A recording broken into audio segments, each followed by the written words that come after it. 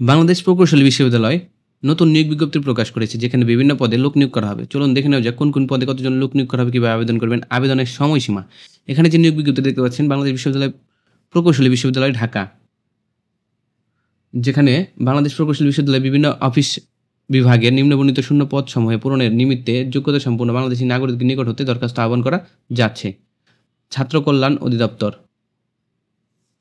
উপপরিচালক শারীরিক শিক্ষা বিভাগ এর একটি স্থায়ী পদ, বেতন হচ্ছে 43,000 থেকে 69,850 টাকা।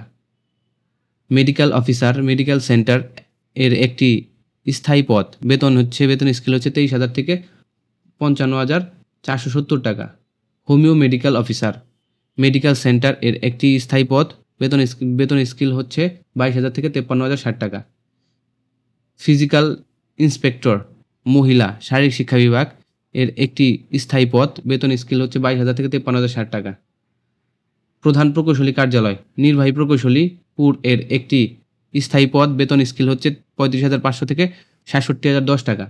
নির্বাহী প্রকৌশলী বিদ্যুতের একটি অস্থায়ী পদ, বেতন স্কেল হচ্ছে 35,500 থেকে 67,010 টাকা। পানি সম্পদ প্রকৌশলী বিভাগ হচ্ছে সহকারী ও এক্সপেরিমেন্টাল ইঞ্জিনিয়ারের একটি স্থায়ী পদ, বেতন স্কেল হচ্ছে 22,000 থেকে 53,060 টাকা। কেমিক্যাল অ্যান্ড ম্যাটেরিয়ালস কৌশল অনুষদ প্রশাসনিক কর্মকর্তার একটি স্থায়ী পদ, বেতন স্কেল হচ্ছে 22,000 থেকে 53,060 টাকা। পুরকৌশল অনুষদ প্রশাসনিক কর্মকর্তার একটি স্থায়ী পদ, বেতন স্কেল হচ্ছে 22,000 থেকে 53,060 টাকা। অনলাইনে আবেদন ও ফি জমাদানের শেষ তারিখ হচ্ছে 8/3/2025। অনলাইনে requirement.buet.ac.bd সাইটের মাধ্যমে আবেদন করতে হবে।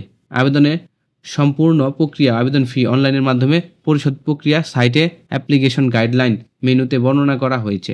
আবেদন সংশ্লিষ্ট কোনো তথ্যের প্রয়োজন হলে requirement@regtr.buet.ac.bd ইমেল করা যাবে।